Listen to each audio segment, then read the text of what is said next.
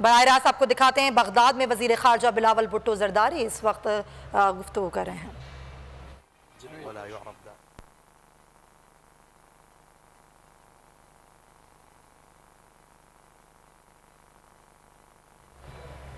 لديها ذكريات جميلة عن العراق،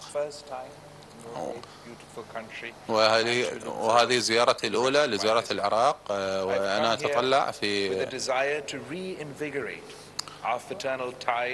وأنا في زيارتي إلى تعزيز العلاقات والمؤسسات والترابط المؤسساتي بين البلدين. أنا أريد أن أؤكد على العلاقات الثنائية، على ضرورة تقوية العلاقات الثنائية بين البلدين، وخلال زيارتي ونتطلع إلى تقوية العلاقة مع الجانب الحكومي والجانب القطاع الخاص أيضا في العراق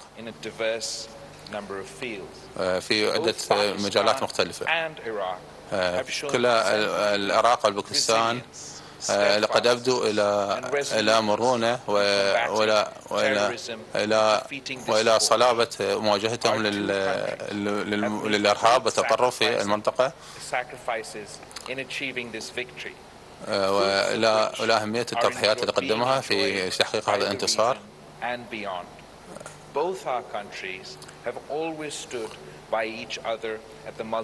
وكل البلدين قد ساند بعضهم البعض في المؤتمرات الدولية،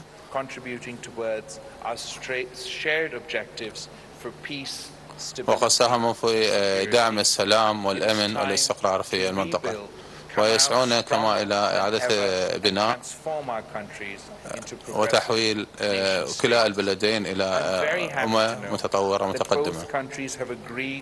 وأنا سعيد جدا أنه قد توصل الفتح بعثة دبلوماسي الباكستان في النجف، وهذه المحادثة قد وصلت إلى نهايتها. وكذلك إلى مركز يطلع إلى فتح مركز للزائرين في كربلاء لأجل مصلحة الزائرين الباكستانيين للعراق.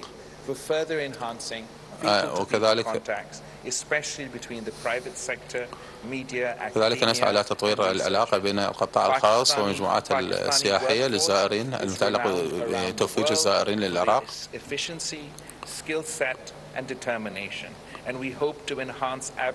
وكذلك نعمل إلى تعزيز التعاون المشترك والتنمية المستدامة في كلا البلدين. العتبات المقدسة هي موقعات مقدسة لمواطنينا،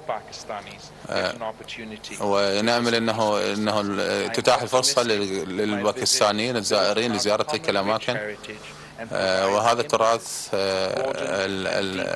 الديني العريق.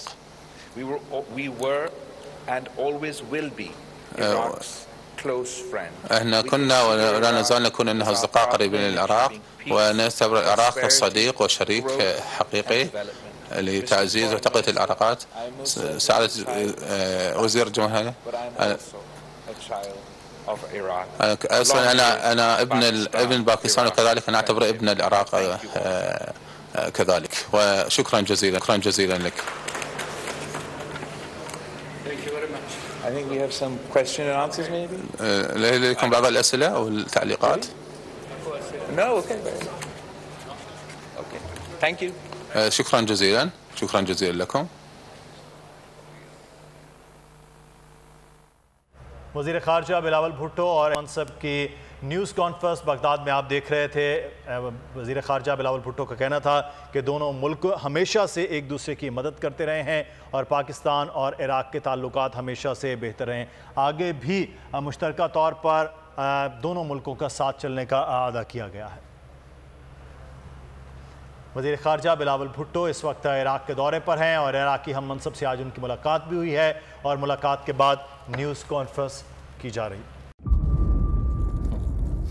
इंतज़ार था ना, चलो इस बार वो करते हैं जो इससे पहले किया ही नहीं। किस्मत की आंखों में आंखें डाल के जीतना होगा। सब में है शेर जैसी राह, जर्रा जर्रा भी हर कंटेस्टेंट को लगेगा पहाड़। लड़खड़ाना नहीं है, खोल दो अपने पंख अगर आसमान छूना है। अबे लग रहा है ये सब पहले भी कहीं सुना है। एंटरटेनमेंट की गारंटी जनाब, क्योंकि यहाँ खेलोगे कूदोगे तो बनोगे नवाब।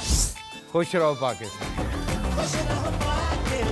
खुश रहो पाकिस्तान, बुध और जुमेरात शाम 7 बजे सिर्फ बोल एंटरटेनमेंट पर। सब्सक्राइब करें और बेल दबाएं ताकि कोई खबर रह न जाए।